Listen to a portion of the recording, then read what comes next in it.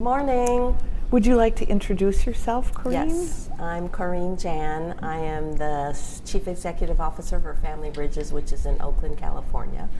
And we serve mostly Asian immigrants who are low income, monolingual, through 7 programs, which is a child care center, 2 adult day health care centers, a community health home, 2 well senior centers, and a social services center. And I'm currently the chair of NADSA board. Wonderful. I'm going to ask you a few questions. Okay.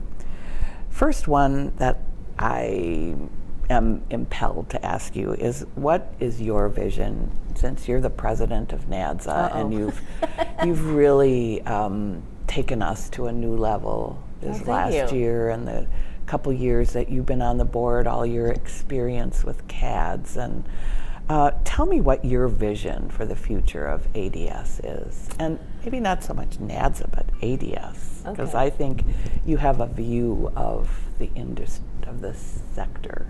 Okay, so I've been involved in adult day health care for 38 years. And I basically cut my teeth at Unlock Senior Health Services in San Francisco, Chinatown, which was the original pilot to later become PACE, Program for All-Inclusive Care of the Elderly, and have never looked back. And I've been so dedicated to the model of adult day health care.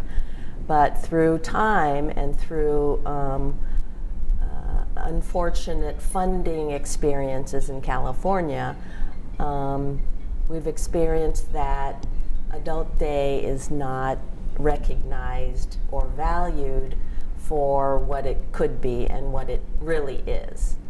And I say that because if you look at the triple aim of the Affordable Care Act, we adult day services actually are the drivers, and we are the ones that impact the most. But are we recognized as such?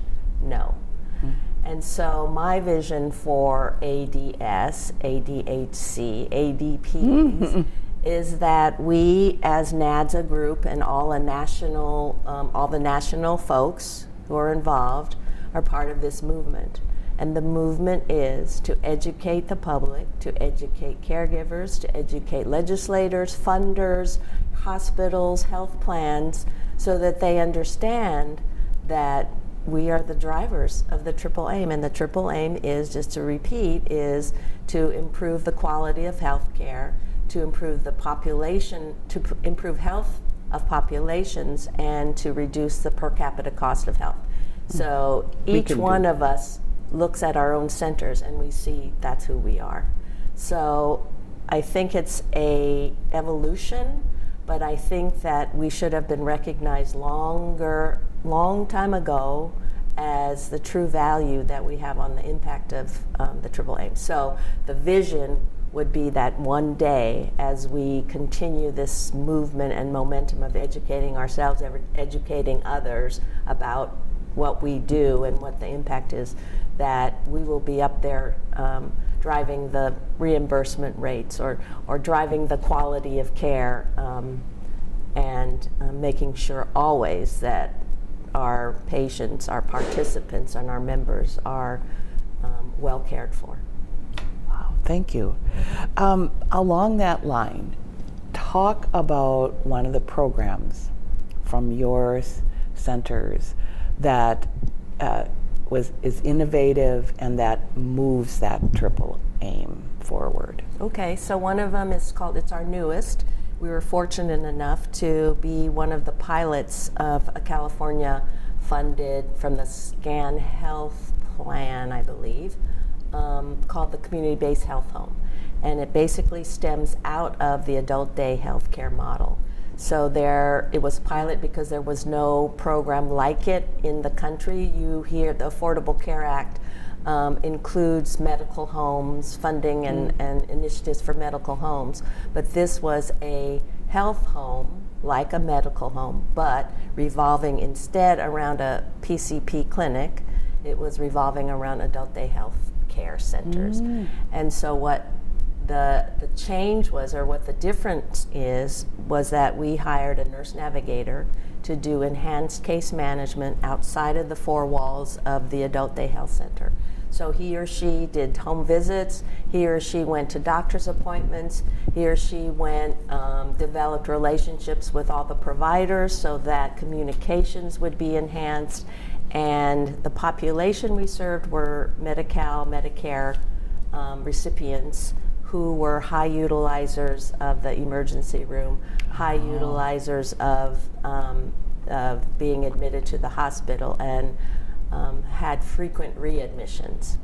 So what we found out, this was a pilot study, and what we found out at the end of the study, which was, I believe, 3 years, our cohort showed against the regular population that we reduced hospitalizations and emergency room visits by 24%. Plus, our readmission rate to the hospital was something like 8%, whereas the national average is somewhere around 14%.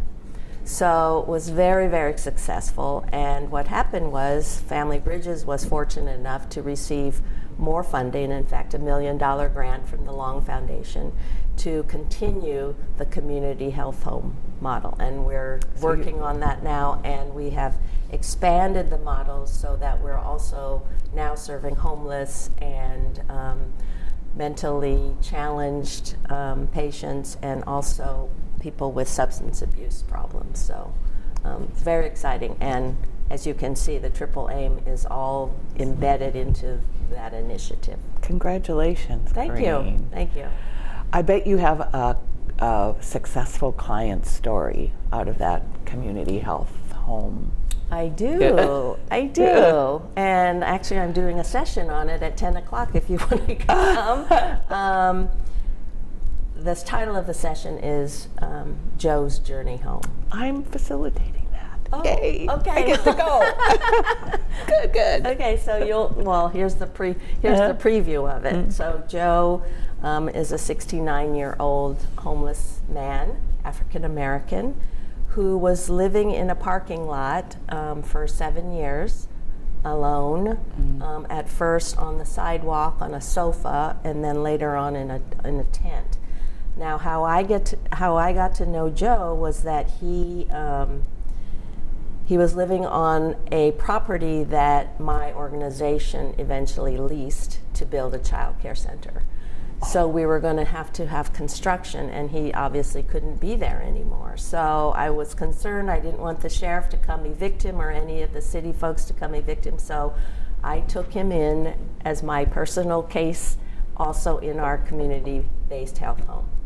So make a long story short, he had no identification, he had no Social Security, he had no Medicaid, he'd lost it all in a theft.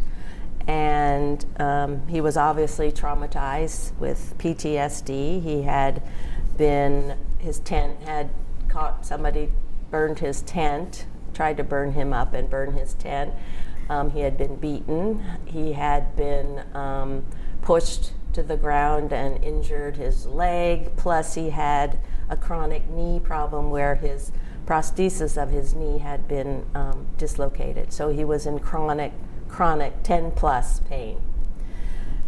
So long story short, he has a little dog named Simone, and it's been not quite a year, but almost a year that he's been under my case management, and he now has an apartment, permanent supportive housing apartment that we were able to get for him, a 1-bedroom that he lives now that he pays a subsidized rent.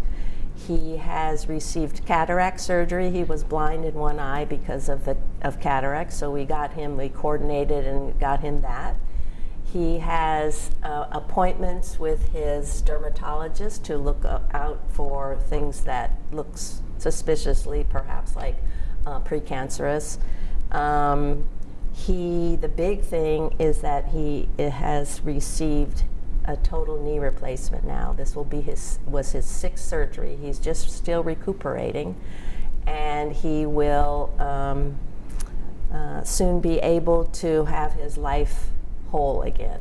And he's a dancer, so he can't wait for his knee to be all well. He can dance, but he's extremely grateful for all the coordination and care that we have, and he's extremely grateful that he's out of the rain, he's out of the elements, has a shower, he has a bathroom, he has, all his clothes and food, and safe.